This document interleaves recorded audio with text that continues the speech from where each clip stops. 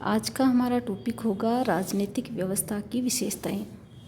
हमने राजनीतिक व्यवस्था के बारे में ये पढ़ा है कि कोई भी जो व्यवस्था होती है उसके विभिन्न जो अंग होते हैं एक दूसरे से संबंधित होते हैं, उनमें समग्रता पाई जाती है और जो भी अंग होते हैं किसी भी संस्था के वे एक दूसरे पर निर्भर होते हैं और राजनीतिक जो व्यवस्था होती है उसकी कुछ सीमाएं होती हैं।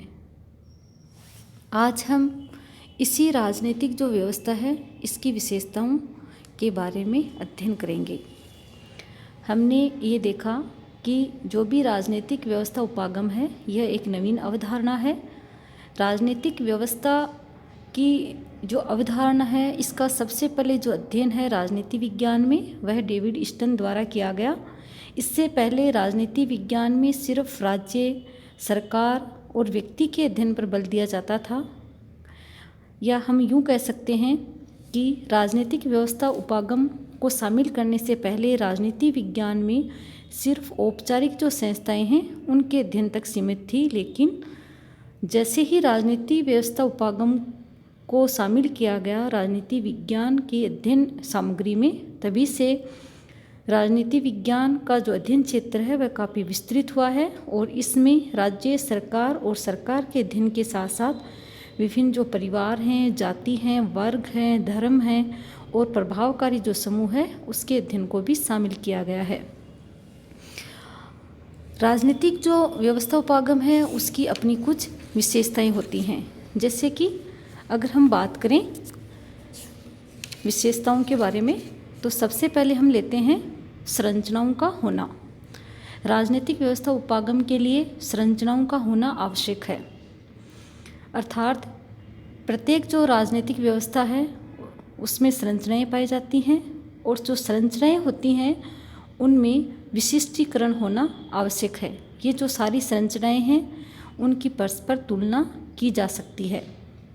अगली जो विशेषता है वह है कार्यों की सर्वव्यापकता।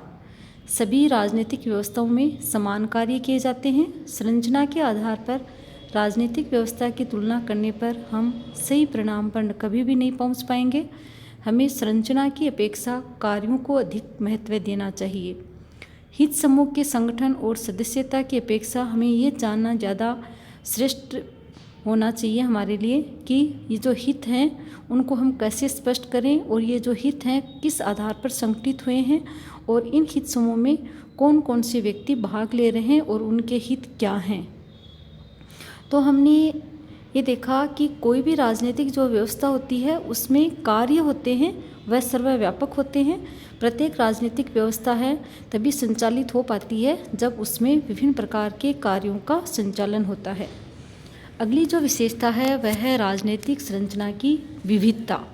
सभी राजनीतिक व्यवस्थाएं विविध कार्य करती हैं। अगर हम बात करें 50 वर्षों में पीछे की ओर अगर हम जाएं, विकास की बात करें, उसका अवलोकन करें तो हम ये देखते हैं कि राजनीतिक जो संरचनाएं हैं उसमें अलग अलग तरह के कार्य हुए हैं और एक ही जो राजनीतिक संरचना है वो एक प्रकार के कार्य ही नहीं करती है, बल्कि एक ही राजनीतिक संरचना एक से अधिक कार्य भी करती है। जैसे कि ये कहा जाता है कि विधायिका कानून बनाती है, कार्यपालिका उसको लागू करती है तथा न्यायपालिका उसकी व्याख्या करती है। लेकिन अगर हम गहराई से अध्ययन करें तो वास्तविकता यह है कि तीनों विभाग एक दूसरे के कार्य हैं वो करते हैं। यहाँ हम ये देखते हैं कि जो राजनीतिक व्यवस्था उपागम की जो विशेषता है अंतर्निर्भरता वो दिखाई देती है। विधानमंडल विधि निर्माण के साथ साथ प्रशासनिक और न्यायिक कार्य भी करता है। नौकरशाही न केवल कानूनों को लागू करती है बल्कि विधि निर्माण का भी एक बहुत बड़ा कार्य नौकरशाही द्वारा किया जाता है। तो राजनीतिक संरचना है ये विविधता लिए होती है। एक ही जो राजनीतिक संरचना है वो एक से अधिक कार्य करती है। अगली जो विशेषता है वह है राजनीतिक संरचनाओं का मिश्रित स्वरूप। कोई भी जो व्यवस्था होती है वह विशुद्ध रूप नहीं होता उसका। समस्त राजनीतिक जो व्यवस्थाएं हैं वह मिश्रित व्यवस्थाएं होती हैं। राजनीतिक व्यवस्था परंपरागत तथा आधुनिक दोनों प्रकार के विचारों और संस्थाओं का रूप होती है। हम ये नहीं कह सकते कि कोई भी राजनीतिक व्यवस्था में जो बदलाव आता है सिर्फ वह बदलाव ही उसमें रहता है, बल्कि पुरातन समय में जो उसकी विशेषताएं थी वो भी उस राजनीतिक व्यवस्था में पाई जाती हैं। राजनीतिक साधनों का असमान स्वामित्व, ये राजनीतिक व्यवस्था की अगली विशेषता है। प्रत्येक व्यवस्था में राजनीतिक साधनों का असमान वितरण होता है। राजनीतिक साधनों से अभिप्राय यहाँ उन साधनों से लिया जा सकता है जिनके द्वारा एक व्यक्ति दूसरे व्यक्ति के आचरण को प्रभावित करते हैं। इस प्रकार राजनीतिक साधनों के अंतर्गत विभिन्न सूचनाएं हैं, बल प्रयोग है, धन है, इन सबको शामिल किया जा सकता है।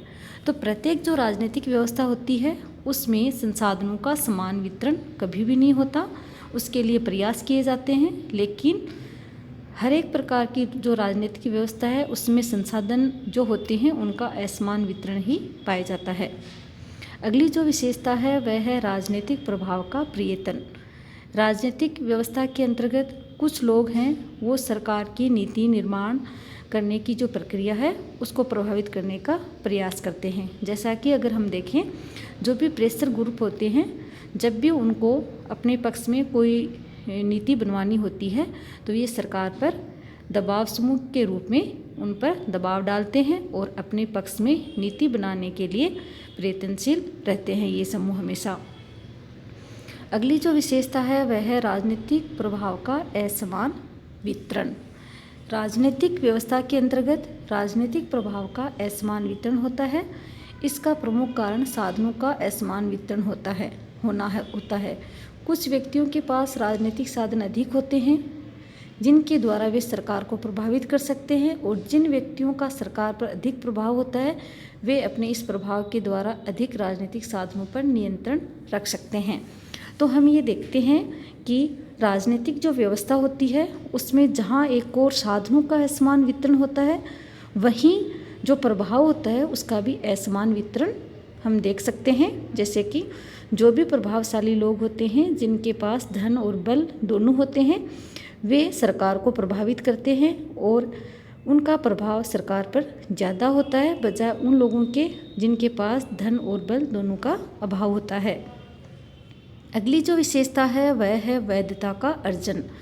राजनीतिक व्यवस्था में नेता ये प्रयास करते हैं कि जब भी संघर्ष से निपटने के लिए सरकारी साधनों का प्रयोग किया जाए तो उन निर्णयों का पालन जनता न केवल हिंसा, दंड आदि की भावना से करे, बल्कि इस भावना से भी करे कि वह नैतिक रूप से सही है और उनका पालन करना उचित है।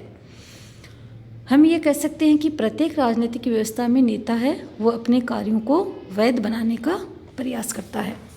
यहाँ हम ये देखते हैं कि वैधता जो है वो राजनीतिक व्यवस्था की एक प्रमुख विशेषता मानी जाती है।